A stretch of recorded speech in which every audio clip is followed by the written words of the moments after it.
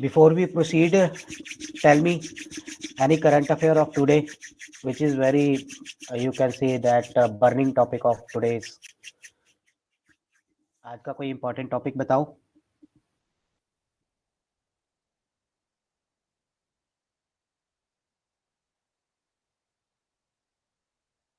जी बोलिए कोई. तो जो सर्च कमेटी है उसमें जो चीफ जस्टिस ऑफ इंडिया है उनको हटा दिया गया है, उसके खिलाफ याचिका दायर की गई है. Okay, very good.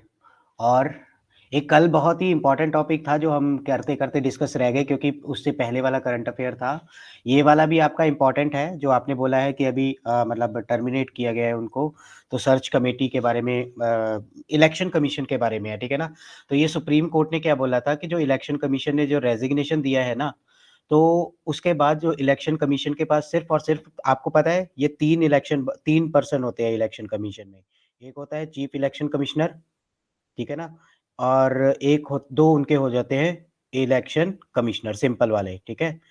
तो एक तो पहले रिटायर हो चुके हैं ऑलरेडी, अभी दूसरे बंदे जो ना रिजाइन दिया है, और सर्च कमेटी बना दी गई है, या फिर सर्च कमेटी, या फिर इसको क्या बोला जाता है आपका, अपॉइंटमेंट कमेटी. जो क्या करेगा, जो कि पीएम की अगुवाई में बनाई जाती है, ठीक है ना. इसमें एक पीएम होते हैं, और कौन कौन होता है इसमें, एक ऑपोजिशन का लीडर. हाँ जी, हाँ जी, गुड, बोलो. लीडर ऑफ ऑपोजिशन, और पीएम जो किसी पर्सन को हाँ जी, हाँ जी, कोई बताना चाह रहा है, कोई बात नहीं, बताओ. हाँ, नॉमिनेट करता है जो पीएम, ठीक है ना. तो वो ये तीन बंदों की एक सर्च कमेटी होती है. अब तीन बंदे ये मिलके, ये जो दो बंदे हैं ना इलेक्शन कमीशन के, इलेक्शन कमिश्नर, इनको अपॉइंट करेंगे, ठीक है जी. तो अब हमारे लिए एक तो ये काफ़ी इंपॉर्टेंट मुद्दा बना हुआ है, और दूसरा सबसे इम्पोर्टेंट वाला मुद्दा कौन सा है, जो कल से चल रहा है, कि जो रामनाथ कोविंद जो है, उन्होंने फॉर्मर प्रेसिडेंट जो थे, उनकी अध्यक्षता में एक कमेटी बनाई गई थी, जिसका नाम था वन वन नेशन और वन इलेक्शन वाली कमेटी. इन्होंने अपनी रिपोर्ट दी है, और बोला है कि रेकमेंड किया है, 4-5 सजेशनें दी हैं कि 2029 तक जो है वो नेक्स्ट जो हमारा इलेक्शन होगा, उसमें स्टेट का और जो आपका सेंटर का इलेक्शन है वो साइमल्टेनियसली करवा दिया जाएगा, ठीक है ना. अगर आप इसको करवाना चाहते हैं तो इसमें देखो, हमारे एग्जाम पॉइंट ऑफ व्यू से क्या इंपॉर्टेंट हो जाता है. इसके लिए हमें अमेंडमेंट करनी पड़ेगी आर्टिकल 82 में, आर्टिकल 172 में, और आर्टिकल 324 में. 324 में हमें एक एडिशनल आर्टिकल जोड़ना पड़ेगा, जिसका नाम क्या रखा जाएगा, 324A, ठीक है ना. अब ये तीनों के तीनों इंपॉर्टेंट जो है वो लूप में आ जाएंगे एग्जामिनर के, कि यहाँ से कहीं ना कहीं क्वेश्चन घुमा के पूछा जाए. क्लियर है. और सबसे इम्पोर्टेंट चीज़ जो है आपके लिए, मेंस के लिए अगर किसी ने क्वेश्चन लिखना है आंसर, तो उसमें बहुत इंपॉर्टेंट टॉपिक बन सकता है ये, कि what are the implications to implement one nation and one election reports recommendation.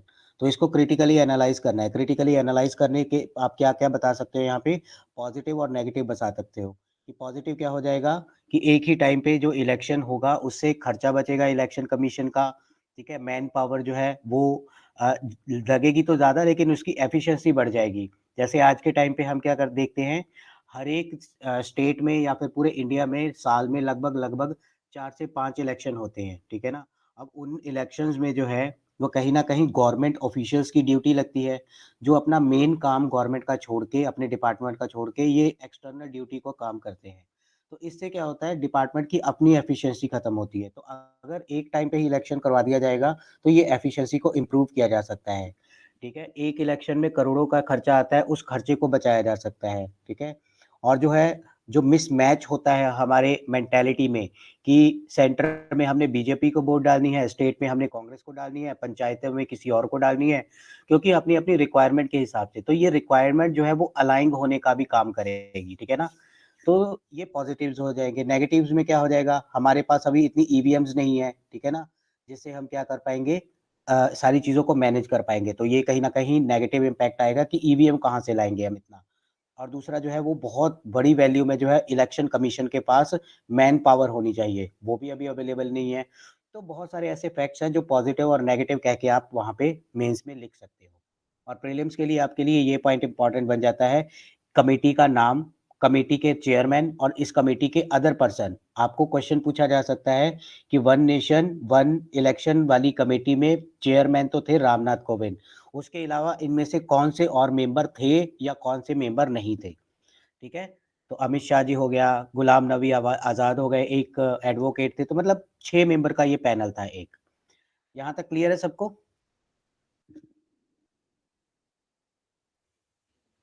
कल ये का सर कल का क्वेश्चन क्या दिया था मैंने आपको?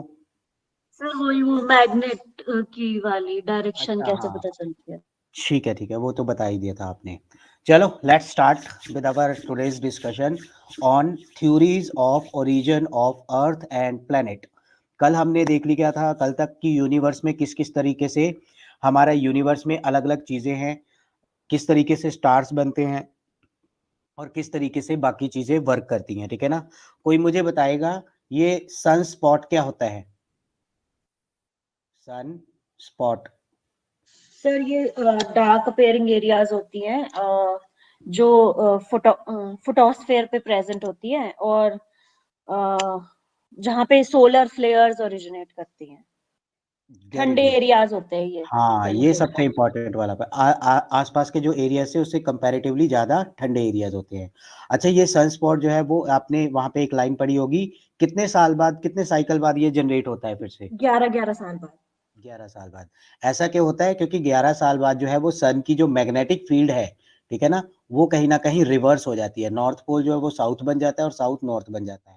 ठीक है, हमारे अर्थ के ऊपर भी ऐसे ही होता है। अर्थ का जो कोर है वो घूमते घूमते इस पोजीशन में चला जाएगा एक दिन कि जहाँ पे अब उसका मैग्नेटिक पोल है अर्थ का, वो नॉर्थ साउथ में कन्वर्ट हो जाएगा और साउथ जो है वो नॉर्थ में कन्वर्ट हो जाएगा।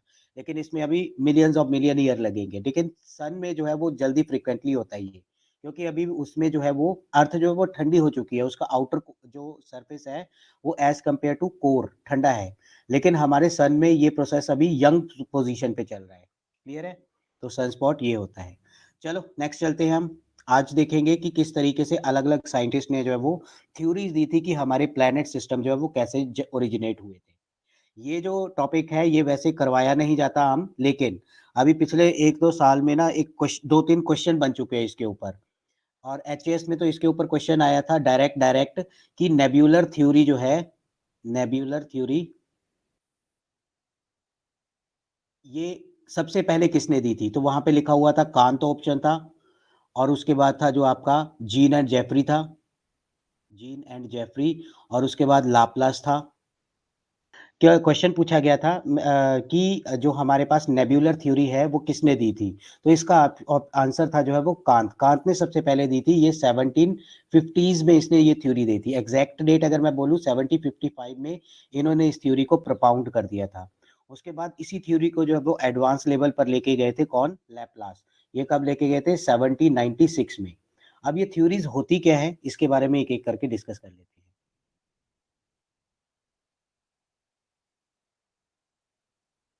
जैसे ये सारी की सारी थ्योरी है, इसको ज़्यादा आपने स्ट्रेसफुल तरीके से नहीं लेना, जस्ट समझना है चीज़ों को कि किस तरीके। हाँ, बट आपको इनकी क्रोनोलॉजी पता होनी चाहिए। मैंने वहाँ पे ईयर्स वगैरह लिखे हुए हैं, क्रोनोलॉजी प्लस आपको मेंस में अगर कुछ लिखने को इस तरीके से आ जाए तो उसके बारे में थोड़ा पता होना चाहिए कि ये थ्योरी किस तरीके से काम करती थी या क्या कहती थी। जैसे सबसे पहले गैसियस हाइपोथेसिस ऑफ कांत, यही जो है वो क्या कहलाता है आपका? नेब्यूलर थ्योरी कहलाता है। सबसे पहले इसी ने नेब्यूलर थ्योरी दी थी, और इसको मॉडिफाई फिर किसने किया था? आपका लैपलास ने। ठीक है, उसके बाद एक और थ्योरी आई थी जिसको चैम्बरलिन ने दिया था, इसको प्लैनेटेसिमल थ्योरी कहते हैं। डोंट वरी, ये सारी की सारी थ्योरी अभी क्लियर हो जाएंगी आपको। उसके बाद tidal theory of Jean and Jeffrey, star hypothesis of Russell, ठीक है, बाइनरी थ्योरी भी उसके बोलते हैं। उसके बाद जो है होयल्स थ्योरी ऑफ सुपरनोवा। उसके बाद स्किम्ड की थ्योरी है इंटरस्टेलर। किसी ने इंटरस्टेलर मूवी देखी है? हॉलीवुड मूवी है एक तो इंटरस्टेलर। कोशिश की थी, बहुत स्लो थी। कोशिश, हाँ बिल्कुल एग्जैक्ट वर्ड आपने सही यूज किया है कि कोशिश की थी उसको समझने की। लेकिन वो ऐसी मूवी है कि बहुत ही देर में समझ आती है। मुझे भी उसको समझने में 2 से 3 बार उसको देखना पड़ा था। ये वही स्पेस एंड टाइम फैब्रिक का वो बताता है इसमें कि किस तरीके से चलो इसको धीरे-धीरे बाद में देखेंगे। उसके बाद लास्ट में हमारी सबसे एक्सेप्टेड थ्योरी जो है वो है आपकी बिग बैंग थ्योरी। क्लियर है? चलो एक करके स्टार्ट करते हैं। सबसे पहले तो मुझे बताओ नेबुला होता क्या है? कौन बताएगा नेबुला की definition? What is Sir, it is nebula? a collection of gas and dust, clump of gas and dust. हाँ, कलेक्शन ऑफ और clouds of gas, dust, gas अपना स्मॉल पार्टिकल्स, बहुत सारी चीज़ों का ये कॉम्बिनेशन होता है। तो जैसे मैंने आपको बताया ये हाइपोथेसिस सबसे पहले इमैनुअल कांत ने 1755 के दौरान दी थी और उसके बाद जो है लैप्लास ने इसके ऊपर काम करना शुरू कर दिया था 1780s में। अपने जो रिसर्च पेपर थे वो निकालने शुरू कर दिए थे इसने और फाइनली जो है इसने 1796 में इसको थ्योरी को दे दिया था। अब ये होता क्या है नेबुलर की थ्योरी जो होती है, नेबुलर की सबसे पहले तो डेफिनेशन पता होनी चाहिए।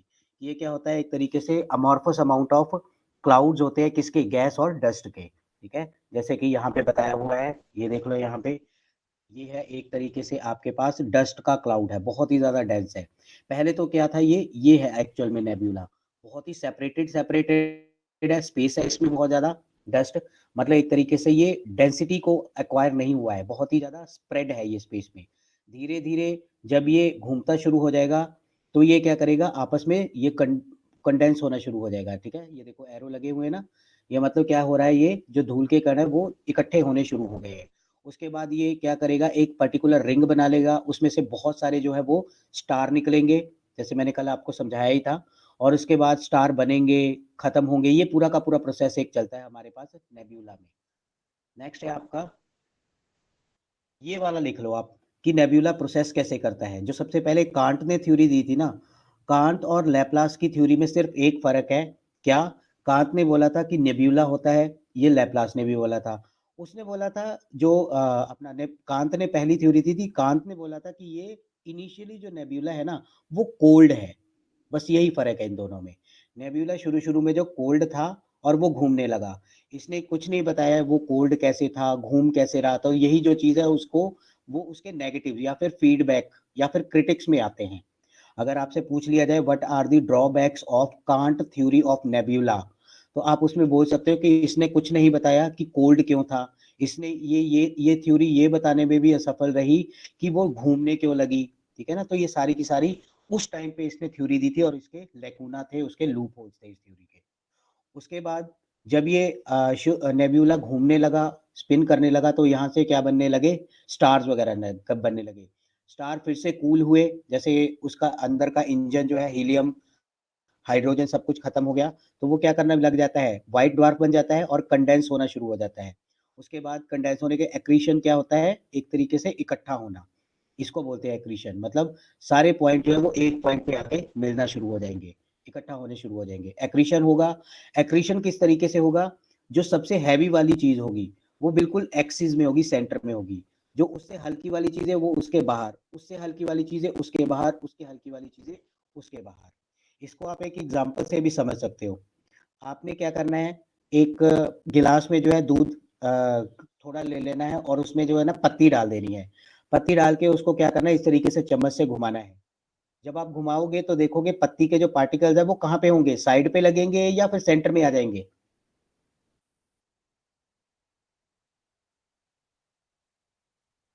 क्या कहते हो, क्या होगा? सर करना पड़ेगा। तो सेंटर करना में पड़ेगा।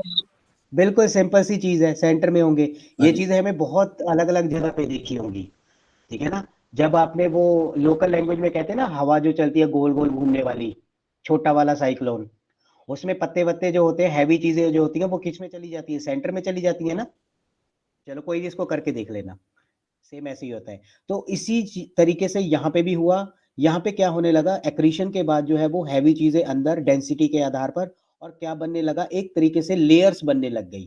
ठीक है, सेपरेट लेयर बनने लगी और इस तरीके से जो डेंसिएस्ट पार्टिकल होगा वो सेंटर में आ जाएगा और जो है लाइटेस्ट पार्टिकल है वो साइड में चला जाएगा। तो ये पूरा का पूरा नेब्यूला का प्रोसेस इस फिगर में बताया हुआ है। इसको अगर आप ऐसे ही ड्रॉ करना चाहते हो तो कर सकते हो। और ये क्या लिखा हुआ है, mass of nebula get differentiated. Differentiated मतलब यहाँ पे एक, यहाँ पे ये बताता हूँ, यहाँ पे ये देख रहे हो आप, यहाँ पे ये वाली जो मैं फोटो अभी मैं बताने जा रहा हूँ, ये वाली ये देख लो, यहाँ पे बिल्कुल सेंटर में क्या है, सबसे हैवीएस्ट चीज होगी, जो कल मैंने आपको बताया था चद्दर के ऊपर अगर सबसे हैवीएस्ट चीज होगी वो बाकी चीजों को बांध के रखेगी, तो ये सबसे हैवीएस्ट होने की वजह से एक्सिस के ऊपर बाकी सारी चीजों को इसने अपनी तरफ अट्रैक्ट करके रखा हुआ है। और ये जो रिंग्स थी देख रहे हो ना, ये क्या रिप्रेजेंट कर रही है, यहाँ पे अलग अलग डेंसिटी की अलग अलग मटेरियल की रिंग बन चुकी है ये। ठीक है, तो इसको अगर आप ड्रॉ करना चाहते हो फटाफट शॉर्ट रिवीजन के लिए तो कर लो, फिर आगे चले।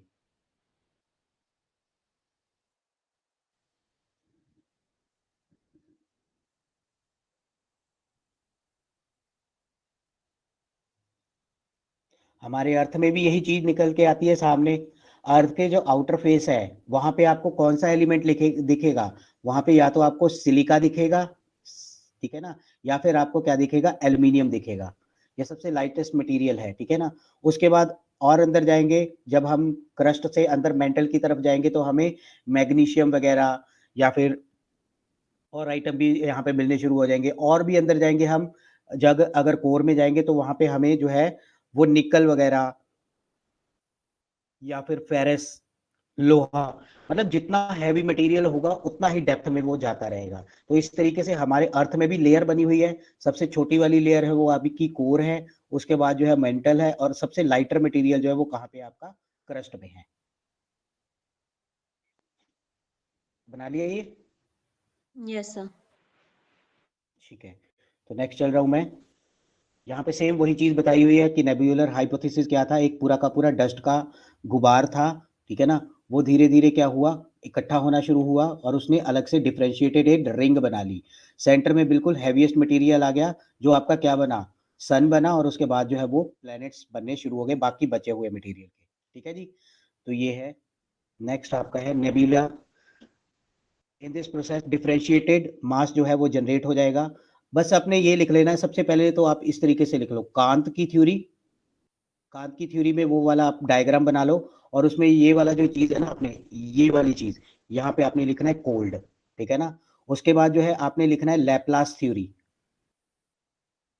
लैपलास थ्योरी, उसमें वही वाली फिगर के साथ आपने हॉट की जगह, सॉरी उल्टा बोल दिया मैंने, वहां पे कोल्ड लिखना है, कांत वाले में कोल्ड लिखना है, और लैपलास वाले में क्या लिख देना आपने, हॉट। That's it. और बाकी कॉन्सेप्ट सारा का सारा इन्होंने सेम लिया था।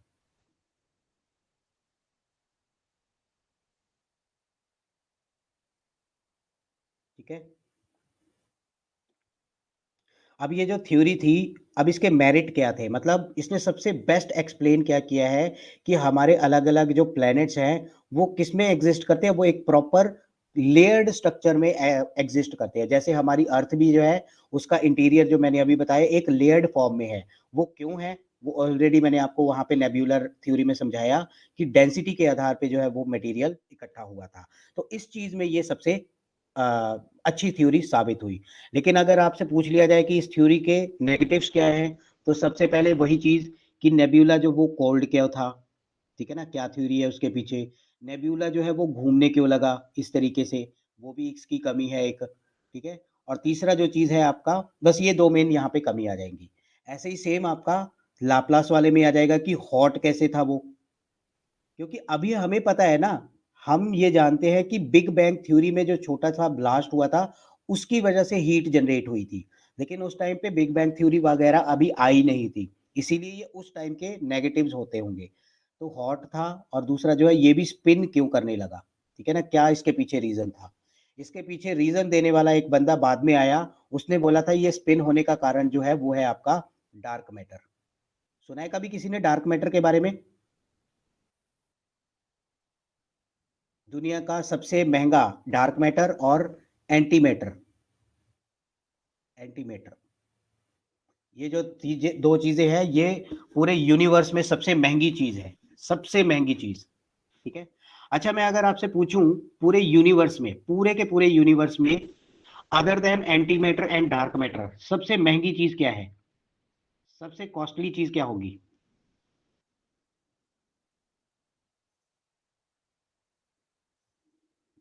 बताओ जरा। यूरेनियम। चलो जी, एक आंसर आ गया यूरेनियम। और कौन बताना चाहेगा? डायमंड। डायमंड दूसरा आंसर आ गया, एक्सेप्ट मोस्ट एक्सपेक्टेड आंसर है ये, डायमंड। और मेरा आंसर सुन के आप हैरान रह जाओगे। मेरा क्वेश्चन सुना सबने? मैंने क्वेश्चन पूछा है कि पूरे यूनिवर्स में सबसे एंटी मैटर और डार्क मैटर के अलावा सबसे महंगी चीज क्या है। तो आपने एक आंसर दिया आपका यूरेनियम, और एक आंसर आया आपका डायमंड। किसी ने अभी तक प्लेटिनम नहीं बोला। प्लेटिनम हो सकता है? पॉसिबिलिटी है प्लेटिनम की? Yes sir. ठीक है, प्लेटिनम भी। और किसी ने अभी गोल्ड भी नहीं बोला। गोल्ड की भी पॉसिबिलिटी, गोल्ड तो ऑब्वियस सी बात है, हमें डायमंड से ज्यादा महंगा है, ठीक है ना। तो एक ऑप्शन मैं डाल देता हूँ यहाँ पे, नन ऑफ दीस। तो इन चारों में से, पांचों में से जो ऑप्शन कौन सा सही होगा? आंसर होगा नन ऑफ दीस। जो यूनिवर्स में सबसे महंगी चीज है वो है आपकी वुड, लकड़ी। ठीक है, क्योंकि सिर्फ और सिर्फ मैं यूनिवर्स की बात कर रहा हूं, मैं आपने सिर्फ और सिर्फ पृथ्वी की बात नहीं कर रहा हूं। यूनिवर्स में अभी तक नोन प्लेनेट जो है जिसके ऊपर लकड़ी पाई जाती है, और लकड़ी किसकी वजह से पाई जाती है? फ्लोरा की वजह से, ठीक है ना। फोटोसिंथेसिस जहां पे हो पाता है उसकी वजह से लकड़ी पाई जाती है। और पूरे यूनिवर्स में इकलौता एक ऐसी पृथ्वी है जहां पे वुड पाई जाती है। तो सबसे एक्सपेंसिव क्या होगी पूरी यूनिवर्स में? वुड ही तो होगी। पता है ना एक्सपेंसिव चीज क्यों बनती है? क्योंकि उसकी जो अवेलेबिलिटी होती है वो सबसे कम हो जाती है, इसीलिए वो सबसे महंगी भी हो जाती है। क्लियर है? याद रखना है, क्वेश्चन अच्छे से पढ़ते होते हैं। मैंने यहाँ पे पहले ही वर्ड बोला था यूनिवर्स में सबसे महंगी चीज, तो वो वुड हो जाएगी। ठीक है, अगर अर्थ के ऊपर देखी जाए तो वो क्या हो जाएगी आपकी? प्लेटिनम। ठीक है, बहुत ही ज्यादा वो। अच्छा, यहाँ पे मेरिट के बारे में आपने लिख लिया कि क्या मेरिट्स होंगी इसकी। ठीक है, इसने वेल एक्सप्लेन किया कि किस तरीके से लेयर्ड स्ट्रक्चर है हमारे अर्थ का। उसके बाद अगली थ्योरी आती है यहाँ पे, चैम्बरलिन थ्योरी। चैम्बरलिन की थ्योरी क्या है? इसको प्लैनेटेसिमल बोलते हैं। प्लैनेटेसिमल का मतलब होता है शुरुआती प्लैनेट, की शुरुआती तौर पे बनने वाले प्लैनेट। इसको एक और थ्योरी के नाम से भी जाना जाता है, प्लैनेटेसिमल थ्योरी और ड्यूलिस्टिक थ्योरी। ड्यूलिस्टिक थ्योरी क्यों? क्योंकि इसमें बोला जाता है कि एक इंट्रूडिंग स्टार मतलब दूर से एक स्टार आया था, ठीक है। और उसके बाद जो है एक हमारा अपना स्टार था जिसका नाम था प्रोटोसन। प्रोटोसन का मतलब मैं आपको पहले भी बता चुका हूं, जो अभी इनिशियल स्टेज पे स्टार होता है, प्रोटो मतलब शुरुआती वाला, जो ब्लू कलर का होता होगा। तो जब ये एक छोटा सा स्टार था हमारा सूरज, और एक दूसरा स्टार आया और इसके पास से निकला, तो अभी जो था वो नेसेंट स्टेज में था, स्टार्टिंग पोजीशन में था ये जो स्टार था। लेकिन ये स्टार था, इसने बोला था ये कोल्ड स्टार है। यहाँ पे बहुत इंपॉर्टेंट चीज है, इसका ये नेगेटिव आ जाएगा। इसने बोला था ये जो हमारा प्रोटो स्टार है ना, जो आज का हमारा सन था, ये कोल्ड था उस टाइम पे, ठीक है ना। और उसकी वजह से हुआ क्या, यहाँ पे जो प्रोटो स्टार आया, इसने क्या किया, इससे मास, इसके कुछ मटेरियल को अपनी ग्रेविटेशनल फोर्स की वजह से बाहर निकालना शुरू कर दिया, अपनी तरफ अट्रैक्ट करना शुरू कर दिया। और जो मटेरियल निकला था वो छोटे छोटे पार्टिकल में बाद में डिवाइड हो गया, और बाद में क्या बनाया उसने, एक तरीके से प्लैनेट्स बनाने उसने शुरू कर दिए, ठीक है ना। मैटर जो है वो डस्ट का इजेक्ट किया, गैसेज, रॉक, और उससे क्या बना अल्टीमेटली जो है हमारी सेलेस्टियल बॉडी। सेलेस्टियल बॉडी क्या होती है? क्या होती है सेलेस्टियल बॉडी? सेलेस्टियल बॉडी वो होती है हमारे यूनिवर्स में ऐसी कोई भी चीज जिसका कुछ ना कुछ मास है और जो कुछ ना कुछ वॉल्यूम घेरती है, उन सारी चीजों को क्या बोल देते हैं हम? Celestial body. जैसे प्लेनेट, वो भी सेलेस्टियल बॉडी है। आपके सैटेलाइट्स, वो भी सेलेस्टियल बॉडी है, ठीक है। तो इसको मैंने यहाँ पे एक तरीके से फिगर से यहाँ पे बताया हुआ है, ये देखो, ये हमारा प्रोटो स्टार है, ठीक है। और ये है एक मासिव स्टार। उल्टा यहाँ पे थोड़ा सा उल्टा ही बता दिया हुआ है, छोटा सा स्टार है, एक्चुअली में ये मासिव स्टार है। और ये जो क्या है, इसके पास से जब निकलेगा तो यहाँ से जो मैटर इजेक्ट होगा, ठीक है ना। और बाद में जब ये यहाँ से चला जाएगा स्टार, तो ये सेपरेटेड होके रह जाएगा, और इससे क्या बनेंगे, अलग अलग जो है वो क्या बन जाएंगे, स्टार, सॉरी, प्लैनेट्स बन जाएंगे। क्लियर हुआ है ये कॉन्सेप्ट कि इस थ्योरी ने क्या बोला था? ये जस्ट थ्योरी है, मतलब प्रूव्ड थ्योरी नहीं है ये, जिस मन में बना ली गई थ्योरी है, उसको बाद में जो है प्रूव किया गया साइंटिफिकली लास्ट में बिग बैंग थ्योरी के अकॉर्डिंग। इसीलिए वो मोस्ट एक्सेप्टेड थ्योरी है। तो चैम्बरलिन के बारे में लिख लो कि इसने बोला था एक छोटा सा स्टार था जो और एक बड़ा स्टार था।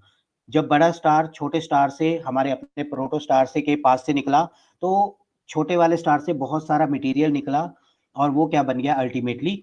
प्लैनेट्स बन गए। और बाद में जो है वो किससे अराउंड घूमने लगे? अपने सन के अराउंड घूमने लगे। और ये बाद में बना सकते हो आप फिगर। लिख लिया आपने ये? लिख लो फटाफट। ये थ्योरीज है, थोड़ा सा आपको अटपटी सी लगेंगी, लेकिन मैं अपना बेस्ट दे रहा हूँ आपको समझाने में, ताकि दिमाग में पिक्चर क्लियर हो जाए कि किस तरीके से चीजें होती थी। आई नो थोड़ा सा बोरिंग टॉपिक है ये, लेकिन करना पड़ेगा, क्वेश्चन आते हैं यहाँ से।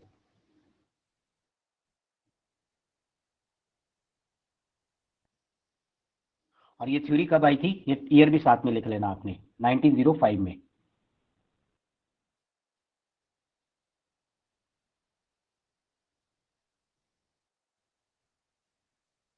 चले नेक्स्ट। Yes sir.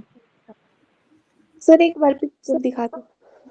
हाँ जी हाँ जी बिल्कुल, ये देखो।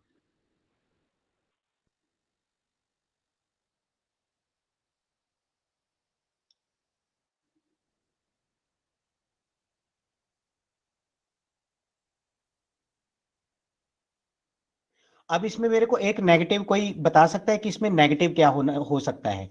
एक तो इसमें नेगेटिव क्या हो जाएगा, उसने बोला था ये कोल्ड था हमारा प्रोटोस्टार, लेकिन आज हमें पता है कि कोई भी स्टार जो है वो शुरुआती तौर पे कोल्ड नहीं बल्कि सबसे हॉट होता होगा।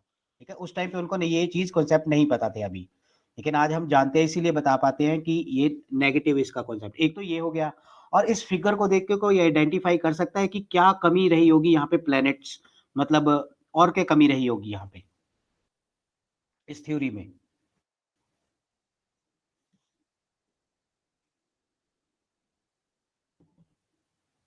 सोचो जरा और बताओ। सर ये जो मैसिव स्टार आपने बताया, तो यदि उसका मास ज्यादा है तो वो फिर सन के अराउंड क्यों रिवॉल्व कर रहे हैं? बिल्कुल ठीक है, ये सारा का सारा ये खुद भी उसके अराउंड चल जाना चाहिए था, है ना? Very good. और मैं आपको हाईलाइट करता हूँ, आप देखना वहां से आइडेंटिफाई करने की कोशिश करना कि क्या इसमें कुछ है चीज, ये मैं हाईलाइट कर रहा हूँ एरिया। इसमें बताओ जरा, कुछ अटपटा सा लग रहा है आपको? ये प्लैनेट्स हैं जो बाद में प्लैनेट्स बने, मतलब। चलो मैं बता देता हूँ, इसी थ्योरी को, ये जो फीडबैक था ना, इसी को उठा के अगली वाली थ्योरी आई थी जिसने इसको एक्सप्लेन किया था। आप देख सकते हो हमारा जो सन के बिल्कुल पास वाला स्टार है वो सबसे छोटा है, उसके बाद थोड़ा सा बड़ा स्टार आता है, सॉरी स्टार बोल रहा हूँ मैं, प्लेनेट। उसके बाद पृथ्वी उससे थोड़ी बड़ी आती है, फिर छोटा हो जाता है, फिर उसके बाद जो है वो आपका बृहस्पति आता है, उससे छोटा, फिर उससे छोटा, फिर उससे छोटा, इसी तरीके से होता है ना? लेकिन यहाँ पे क्या है, जो सबसे लास्ट वाला नेपच्यून होगा वो सबसे छोटा होगा, उससे बड़ा बड़ा, उससे आगे वाला बड़ा, उससे आगे वाला बड़ा, इसका मतलब मरकरी सबसे बड़ा होना चाहिए। तो ये ऐसा कुछ दिख रहा है यहाँ पे, है ना? तो यही जो था इसका सबसे बड़ा फीडबैक भी था, कि इससे ये एक्सप्लेन करने में नाकाम आ रही थ्योरी कि हमारे जो प्लेनेट सिस्टम है वो एक तरीके से सिगार के रूप में कैसे है। ठीक है ना? एक सेकेंड, ये इस तरीके से प्लेनेट क्यों है, इस तरीके से, मतलब यहाँ पे मरकरी सबसे छोटा, फिर उसके बाद बड़ा, फिर बड़ा, फिर बृहस्पति सबसे बड़ा, सैचरन छोटा, यूरेनस छोटा, फिर नेपच्यून उससे छोटा। तो ये थ्योरी जो है वो बाद में किसने एक्सप्लेन की? चैम्बरलिन थ्योरी ने एक्सप्लेन कर दिया कि हमारे अर्थ के में एवोल्यूशन कैसे हुआ था। ठीक है ना? एवोल्यूशन के बारे में इसने एक्सप्लेन किया था, लेकिन जो जीन एंड जेफरी थी ना, जेफरी था, इसने ही जो चैम्बरलिन थ्योरी का जो एक फीडबैक था, जो ये बताने में नाकामयाब रहा कि जो इंट्रूडिंग स्टार था, मतलब ये जो आने वाला स्टार है, इसके साथ क्या हुआ, क्या इसका मास नहीं इजेक्ट होना चाहिए था, तो ये बताने में वो नाकामयाब रहा। दूसरा उसने बोला कि जो प्रोटोस्टार है उसका क्या हुआ, ठीक है ना? और ये मैंने बता दिया कि वो कोल्ड कैसे था शुरू शुरू में, लेकिन हमें तो आज तो पता है कि ये जो प्रोटोस्टार होते हैं शुरू शुरू में ब्लू कलर के होते हैं due to its high heat. ठीक है ना? तो इस तरीके से ये चीज है। और इसने फिर बाद में बताया, टाइडल थ्योरी, अपनी थ्योरी में बताया कि जो शुरुआती प्रोटोस्टार था ना, वो आपका कोल्ड नहीं था, वो आपका हॉट था, ऑन, और क्या था, एक तरीके से वोलेटाइल था। इनकैंडेसेंट मतलब क्या होता है, वोलेटाइल, वोलेटाइल मतलब अभी वो प्रॉपर शेप में नहीं आया था। ठीक है? प्रॉपर शेप में नहीं आया था, जिसकी वजह से ये जो है मास इजेक्ट हुआ था, मटेरियल इजेक्ट हुआ था बाद में। ठीक है जी? और इसने सबसे इंपॉर्टेंट चीज क्या बताई, कि ये जो था एक तरीके से, जब यहाँ पे मान के चलो ये हमारे पास सन है, ठीक है ना? और ये जो हमारे पास जो दूसरा इंट्रूडिंग स्टार है, जो आने वाला स्टार है, ये यहाँ से आया, तो इसकी दूरी थोड़ी सी ज्यादा होगी। जब ये और पास में आएगा थोड़ी कम हो गई दूरी, और पास में आया थोड़ी और कम हो गई दूरी, और पास में आया तो बिल्कुल कम रह गई दूरी। इसी हिसाब से जब ये दूर था तो इसमें छोटा सा एक पार्टिकल निकाला अपनी ग्रेविटेशन फोर्स की वजह से, और ग्रेविटेशनल फोर्स बढ़ी, डिस्टेंस कम हुआ तो ग्रेविटेशनल फोर्स बढ़ी, थोड़ा सा बड़ा पार्टिकल निकाल दिया, और पास आया तो थोड़ा सा और बड़ा पार्टिकल निकाल लिया, बिल्कुल पास आ गया तो बड़ा पार्टिकल और निकाल लिया, और जैसे फिर से दूर जाने लगा तो फिर से इस तरीके से छोटा छोटा, और अल्टीमेटली जब बहुत ही ज्यादा दूर चला गया तो इसने क्या किया, बहुत ही छोटा एक प्लेनेट निकाल दिया, मतलब एक छोटा सा पार्टिकल निकाल दिया, जो बाद में क्या बन गया, आपका प्लैनेट बन गया। तो इसने बेल एक्सप्लेन कर दिया कि हमारा जो सोलर सिस्टम है उसमें जो प्लैनेट है वो इस सिगार शेप में क्यों है। क्लियर हुई बात? हाँ जी, किसी को डाउट यहां तक? तो ये था आपका, इसको यहां पे लिख लो, ये वाले लिख लो, और वो फिगर बना लेना।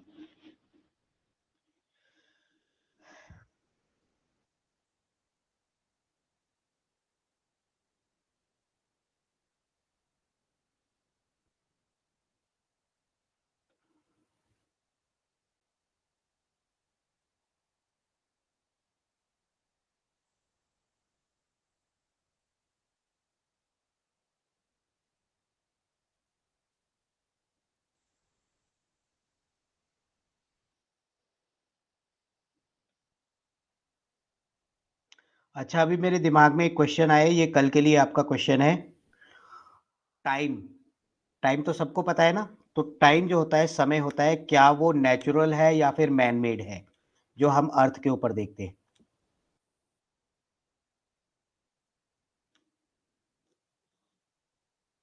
समय क्या मानव निर्मित है या फिर प्राकृतिक है, मैन मेड है और नेचुरल है? तो ये कल के लिए क्वेश्चन है, ध्यान से पढ़ना इसको, मतलब देखना, ऑब्जर्व करना इसको।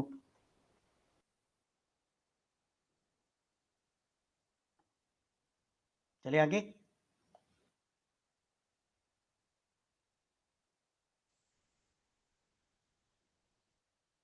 Yes sir. ठीक है, तो ये रहा, ये भी आप देख लो, एक बार स्क्रीनशॉट ले लो इसका और चलते हैं आगे। ठीक है, तो अगली जो जीन एंड जेफरी की ही थ्योरी है, इसने ये एक्सप्लेन कर दिया कि एक शिगार के शेप में जो है वो हमारे प्लेनेट जो है वो बने थे, ठीक है ना। तो और इसने क्या किया था, इंटरप्रेट किया था, मतलब साइज किस तरीके से अलग अलग हमारे प्लेनेट का है, उसको बेस्ट एक्सप्लेन करती है ये वाली थ्योरी, ठीक है ना। सबसे पहली वाली थ्योरी सबसे बेस्ट क्या एक्सप्लेनेशन देती है हमारी, ये अगर मैं बात करूं नेब्यूलर थ्योरी, नेब्यूलर थ्योरी सबसे बेस्ट एक्सप्लेनेशन देती है आपकी जो लेयर्ड स्ट्रक्चर होता है अर्थ का, ठीक है ना, लेयर्ड स्ट्रक्चर, ये बेस्ट एक्सप्लेनेशन देती है। चैम्बरलिन थ्योरी क्या एक्सप्लेनेशन देती है आपकी, चैम्बरलिन थ्योरी जो एक्सप्लेनेशन देती है कि किस तरीके से जो एक ही सन जो है उससे मास इजेक्ट हुआ था, ठीक है ना। ये कुछ इंपॉर्टेंट जो, मतलब एक तरीके से वेरियस स्टेजेस, जैसे फॉर एग्जांपल, एक सेकेंड, जैसे ये वाला जो है वो पहले इससे अलग हुआ होगा, और उसके बाद ये वाला अलग हुआ होगा, फिर ये अलग हुआ होगा, फिर ये अलग हुआ होगा। तो इस तरीके से हमारा जो पार्टिकल्स अलग अलग स्टेज में अलग अलग हुए हैं, तो ये बेस्ट एक्सप्लेन करता है कि हमारा जो पूरा सोलर सिस्टम है वो अलग अलग स्टेज में बना हुआ है, एक ही बार में बना हुआ सिस्टम नहीं है। ऐसे नहीं है कि कोई देवीय शक्ति आई, कोई नेचुरल एलिमेंट आया, उसने मतलब एक तरीके से कोई सुपर नेचुरल पावर छोड़ी और सारे के सारे प्लैनेट्स को बना दिया, ठीक है ना। तो ये एक तरीके से स्टेजेस में आया था। और अगली बारी जीन एंड जेफरी की टाइडल थ्योरी ने क्या बोला था, एक सिगार प्रॉपर साइज किस तरीके से हमारे प्लैनेट्स को मिला है, तो वो वाला क्लियर है। अब नेक्स्ट आ जाता है हमारे पास रसल की theory, Russell's binary theory, sir same जैसे एक बार हाँ जी, प्रीवियस स्लाइड लगा दीजिए प्लीज, एक बार बस। ओके ओके ओके, देख लो। Yes sir. Done, okay. उसके बाद है हमारे पास रसल की थ्योरी, रसल ने सेम एग्जैक्टली वही चीज की, ठीक है ना, लेकिन इसने क्या किया, पुराने वाले थ्योरी को उठाया, उसमें जो लैकूनास, जो लूप होल्स थे, उसको एक्सप्लेन करने की कोशिश की। पिछले वाली थ्योरीज बोल रही थी कि एक सन था और एक इंट्रूडिंग स्टार था, बाहर से स्टार आया था जिसने मास इजेक्ट करके जो है इस प्रॉपर सन से अलग अलग प्लेनेट बना दिए। लेकिन अब जो है ये थ्योरी क्या बाइनरी, बाइनरी मतलब यहाँ पे एक स्टार नहीं बल्कि 2 स्टार थे। वो और एक इंट्रूडिंग स्टार था, बाहर से आया स्टार था। अब इसके अराउंड घूमने के बाद ना कुछ मास इससे इजेक्ट किया और कुछ मास इससे इजेक्ट किया इसने, और वो क्या बन गया, ये वाला स्टार और फिर क्या बन गया, अलग-अलग स्टार के कॉम्बिनेशन से प्लैनेट बन गए, जो कि बेस्ट एक्सप्लेन करते हैं कि हमारे मरकरी के ऊपर जो एलिमेंट्स है वो पृथ्वी से कुछ डिफरेंट पाए जाते हैं, ठीक है? मार्स के ऊपर कुछ डिफरेंट पाए जाते हैं, अर्थ के ऊपर कुछ डिफरेंट पाए जाते हैं। तो ये एक्सप्लेन करने के लिए बेस्ट थ्योरी है कि क्यों हमारे प्लैनेट सिस्टम में अलग-अलग प्लैनेट के ऊपर अलग-अलग एलिमेंट पाए जाते हैं। क्योंकि वो सिर्फ़ और सिर्फ़ सूरज से, एक सूरज से निकला हुआ एलिमेंट नहीं है, वो बाइनरी मतलब 2 सूरजों से निकला हुआ एलिमेंट है। ठीक है? इसी चीज़ को यहाँ पे बताया हुआ है। फोटो नहीं लगाई यहाँ पे। तो इसी को देख लो कि बाइनरी स्टार ये कैसे काम करता था, इसी को देख लो यहाँ पे। मैं इसको अच्छे से बना देता हूँ ताकि आप भी बना लो। ये इंग्लिश में सेम वही चीज़ एक्सप्लेन करके रखी हुई है मैंने कि बाइनरी स्टार थे यहाँ पे, 2 स्टार्स थे जो आपस में कपल्ड थे, एक दूसरे के अराउंड ऐसे, मतलब एक ये स्टार हो गया और एक ये स्टार हो गया। ये इसके साथ घूम रहा था और ये इधर घूम रहा था। लेकिन उसमें से एक थर्ड स्टार आया जो इसमें से पास होके चला गया। लेकिन ये भी एक्सप्लेन करने में नाकामयाब रहा कि अगर ये पास हुआ तो इन दोनों स्टार का क्या हुआ फिर, ठीक है ना? ये तो स्टार चलो अभी हमें पता है सन, ये दूसरे वाले स्टार का क्या हुआ और इस वाले स्टार का क्या हुआ? ठीक है, तो ये भी एक्सप्लेन करने में विफल रही थ्योरी। तो इसको मैं अच्छे से बना देता हूँ, 1 सेकेंड, आप तब तक लिख लो।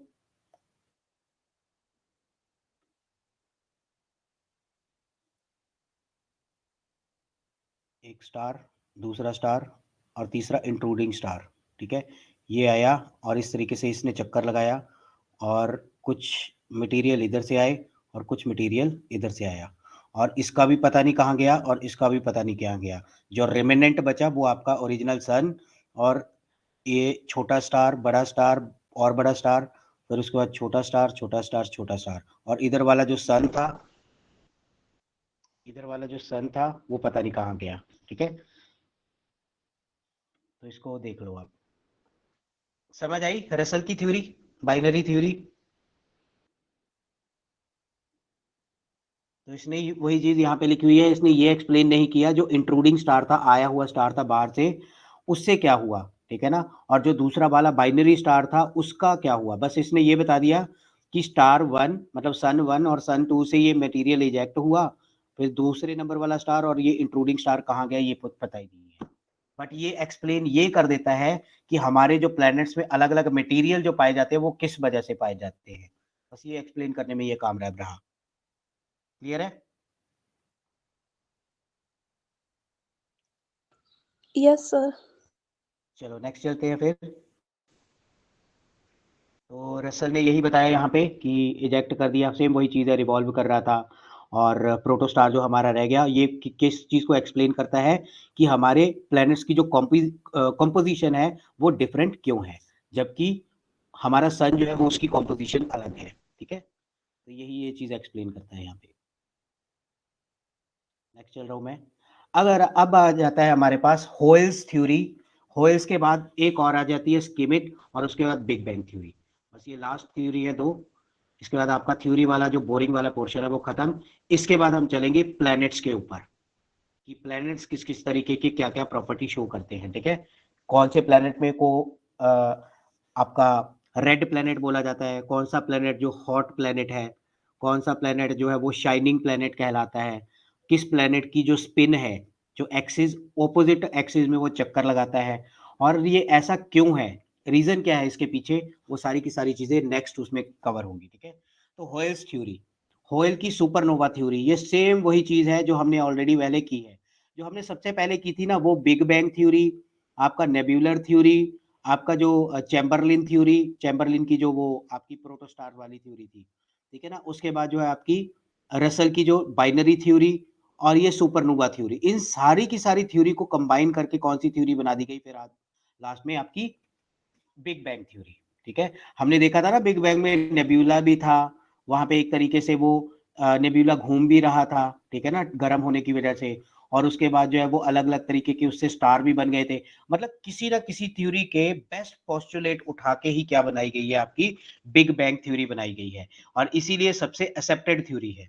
अब होयल्स ने क्या बोला था, होयल्स ने सेम वही चीज बोली थी कि ओरिजिनली जो है वो हमारे यूनिवर्स में जो है वो अलग अलग पार्टिकल बिखरे हुए थे, हाइड्रोजन वगैरह जो है वो बिखरा हुआ था, जो धीरे धीरे घूमने की वजह से क्या होने लगा, फ्यूजन होने लगा उसमें, और वो किस में कन्वर्ट होने लगा, आपका हीलियम में।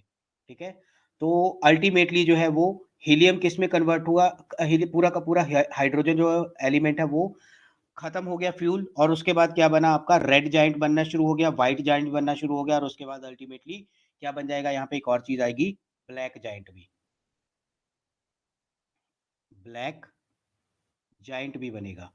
ठीक है ना, व्हाइट के बाद ब्लैक ही बनता है ना, और जब ब्लैक बन जाएगा तो सेम वही, क्योंकि उस टाइम पे चंद्रशेखर जी ने, जो हमारे साइंटिस्ट थे, उन्होंने 1.44 मास ऑफ सन की थ्योरी नहीं दी थी, तो ये एक्सप्लेन में करने में कामयाब नहीं हुए कि क्यों जो है वो एक जो आपका ब्लैक जाइंट है, ठीक है, ये या तो न्यूट्रॉन स्टार में बदल जाता है या फिर ब्लैक होल में बदल जाता है।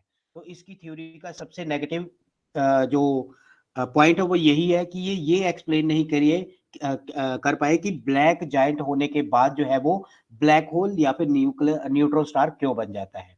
ठीक है, तो सेम टू सेम ये वही थ्योरी जो हमने ऑलरेडी एक्सप्लेन की हुई है, इसको लिख लो फटाफट।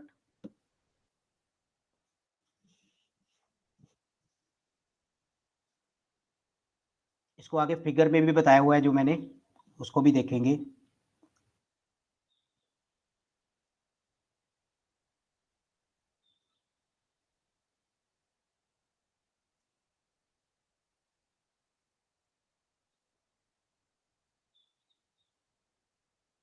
चले,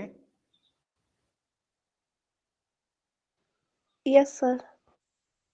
ठीक है, तो ये जो है होयल्स थ्योरी, सुपरनोवा थ्योरी, वही है आपका जो प्रोटोसन है वो किस तरीके से सुपरनोवा एक्सप्लोजन होता है उसमें से, और मास जो सुपरनोवा एक्सप्लोजन होने के बाद जो मास इजेक्ट होता है उसी से क्या बन जाते हैं, आपके प्लैनेट्स बन जाते हैं। ठीक है, और जो प्लैनेट बनते हैं वो किसके अराउंड घूमने लग जाते हैं, जो बड़ा वाला मास होता है उसके अराउंड। ठीक है, तो सेम यही वाली थ्योरी है, देखो यहाँ पे एक तरीके से पहले नेब्यूला था, ठीक है, नेब्यूला के बाद जो है वो एक तरीके से प्रोटो स्टार बना जो ब्लू ब्लू कलर का होगा, ठीक है ना, मेन स्टार था। उसके बाद जो है थोड़ा सा ये येलो कलर में कन्वर्ट होगा, फिर रेड कलर में हीट के अकॉर्डिंग, ये सब एक्सप्लेन कर चुका हूं मैं। ठीक है, उसके बाद ये धीरे धीरे यहाँ पे एक दो स्टेजेस और होंगी। ठीक है, यहाँ पे व्हाइट प्लेनेट बनेगा, मतलब व्हाइट स्टार बनेगा, फिर ब्लैक स्टार बनेगा, और उसमें क्या होगा, सुपरनोवा एक्सप्लोजन होगा। क्योंकि क्यों होगा सुपरनोवा एक्सप्लोजन, बताओ जरा, व्हाइट ब्लैक उसमें फूट क्यों जाएगा ये ब्लैक वाला स्टार जो होगा। सर वो अनस्टेबल हो जाएगा अनस्टेबल हो जाएगा, या फिर क्योंकि आप इस उसका तरीके से मास इतना ज्यादा कॉन्ट्रैक्ट हो जाएगा कि वो अनस्टेबल हो जाएगा हाँ, और उसमें ये है, एक्सप्लोजन हो जाएगा।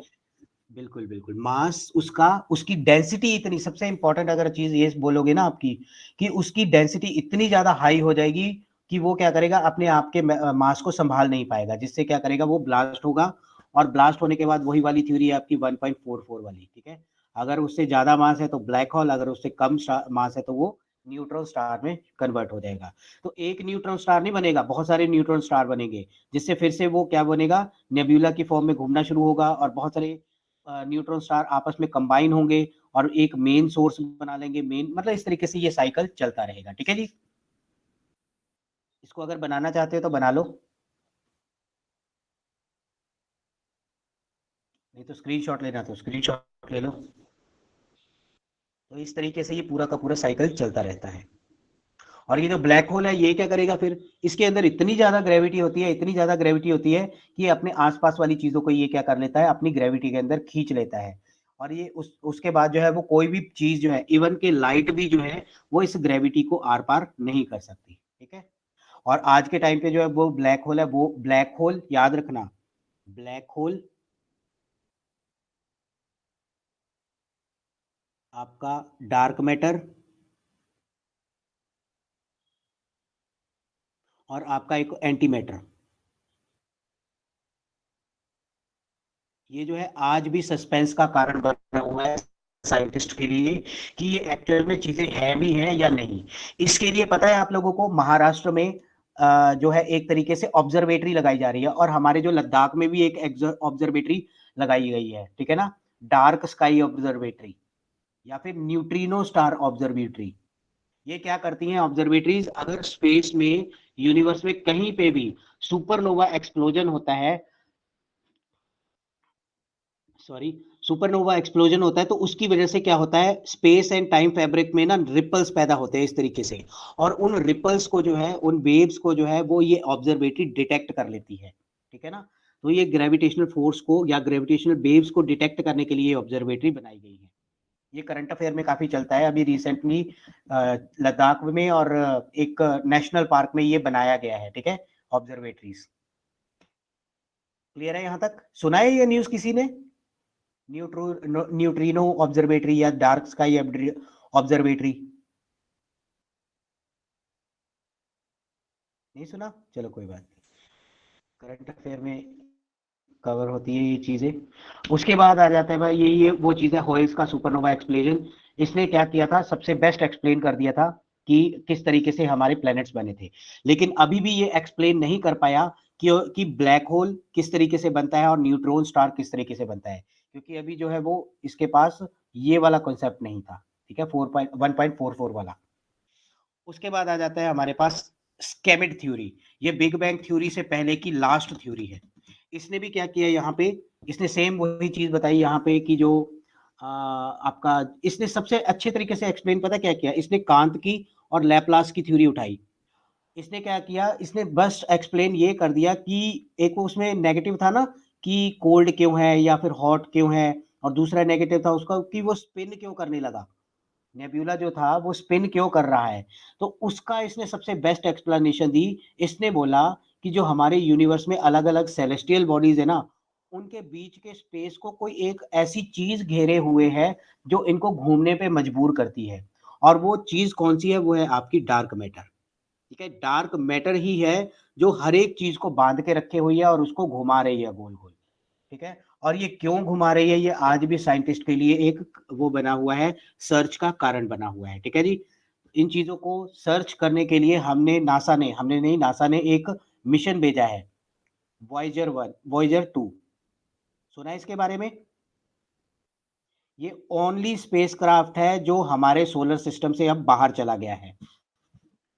ये ओनली, फिर से बोल रहा हूं, ओनली स्पेसक्राफ्ट है जो सॉरी, जो हमारे अर्थ से छोड़ा गया था। अर्थ के बाद जो है वो मार्स, उसके बाद आपका जुपिटर, फिर उसके बाद सैचरन को भी पार कर गया है, उसके बाद यूरेनस को भी पार कर लिया इसने, और उसके बाद जो है नेपच्यून को भी पार कर लिया।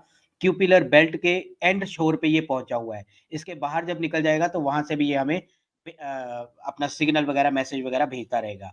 अच्छा, एक और क्वेश्चन आपके लिए बनेगा, वॉयजर 1 इतनी दूरी पे है ये, अब मतलब लाइट ईयर्स में ये ट्रेवल कर गया है, एस्ट्रोनॉमिकल यूनिट से ये बाहर निकल चुका है। तो अब मुझे ये बताओ कि ना तो ऊपर जो है वो रेडियो वेव्स होती हैं, ठीक है ना तो तारे पड़ी हुई हैं, ना तो इंटरनेट वगैरह होता है, तो ये हमें संदेश कैसे भेज रहा है? कोई बता सकता है?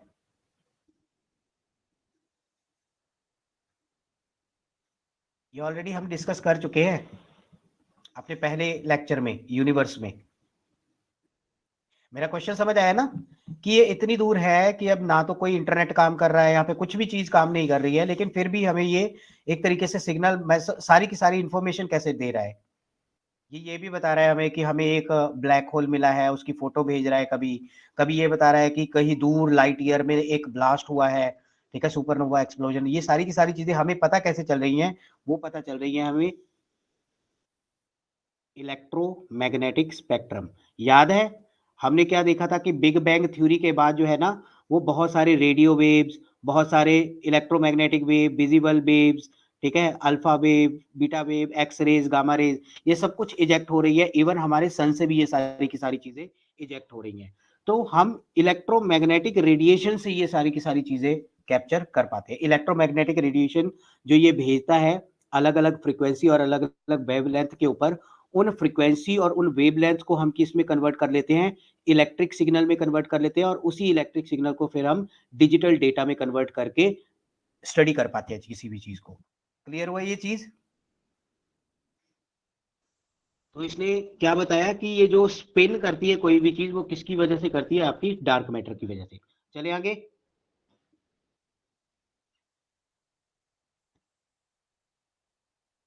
किसी को बोरिंग तो नहीं लग रहा है ये टॉपिक?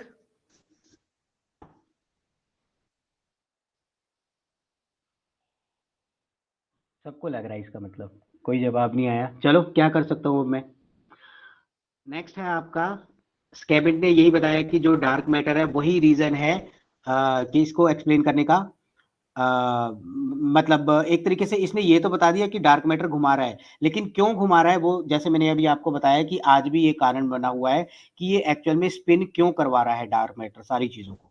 और इसने क्या था, नेब्यूलर थ्योरी उठाई थी किसकी, कांत और लैपलास की, और उसके लेकुना को ही, उसके फीडबैक को ही क्या कर दिया था इसने, एक्सप्लेन कर दिया था। उसके बाद लास्ट में आ जाती है हमारे पास बिग बैंग थ्योरी। यहां तक किसी को कोई डाउट है तो बताओ मुझे।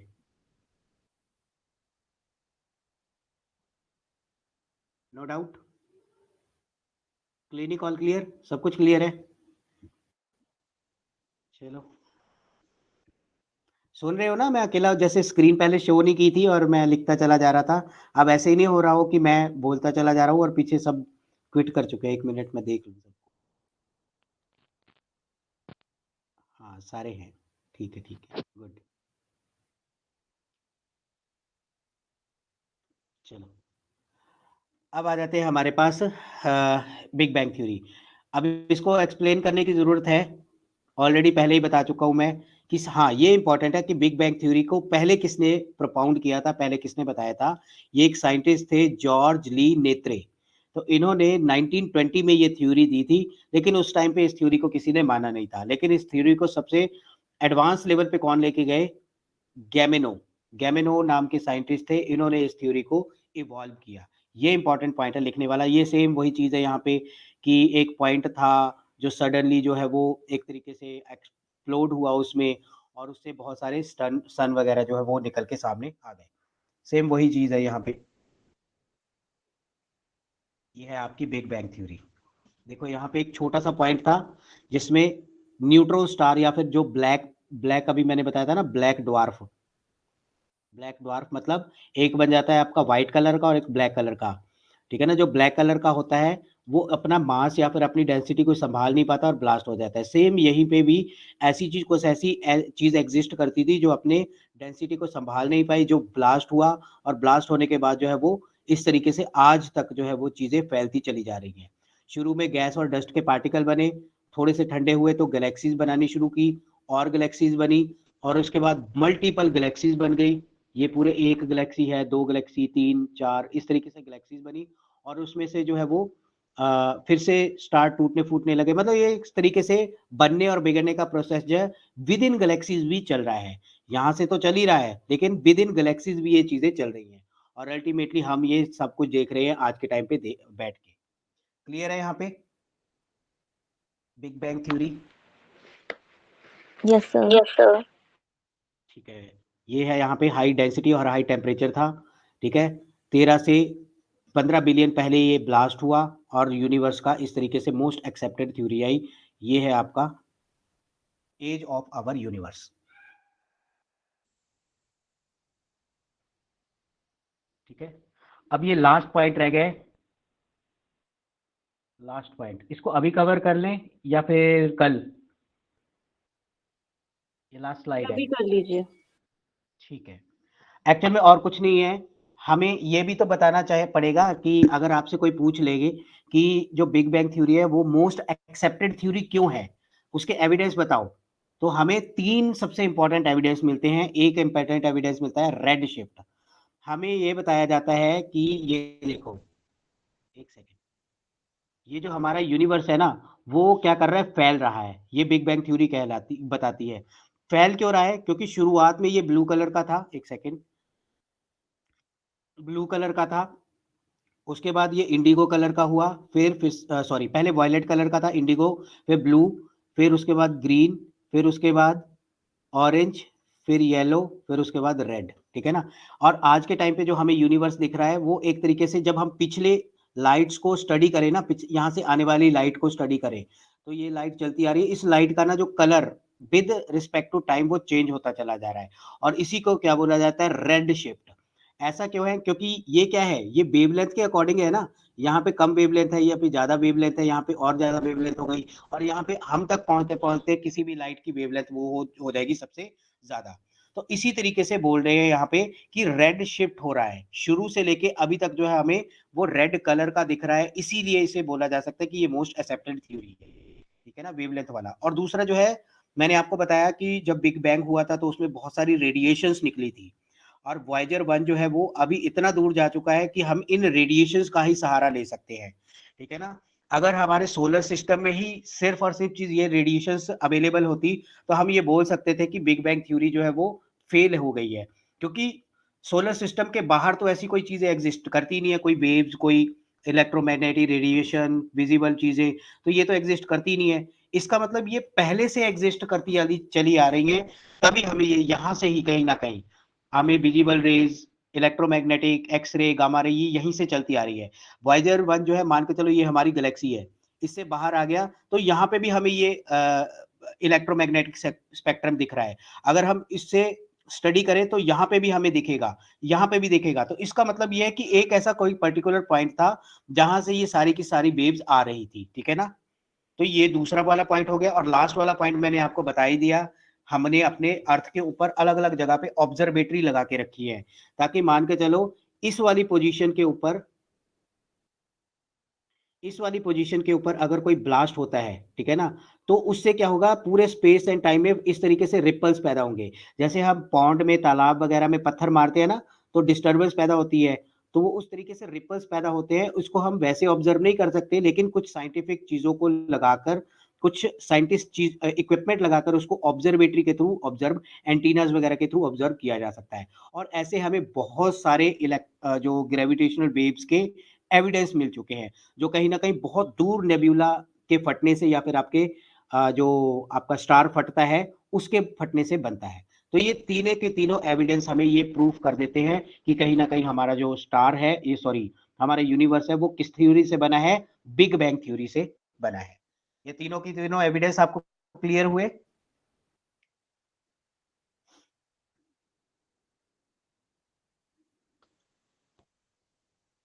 इसको लिख लो, फिर उसके बाद एंड करते हैं क्लास को। कल हम करेंगे अपना प्लैनेट।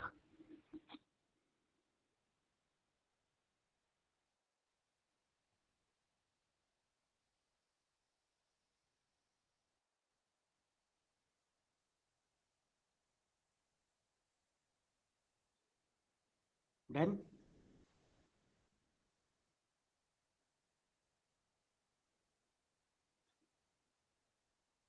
सब छोड़ तो नहीं गए?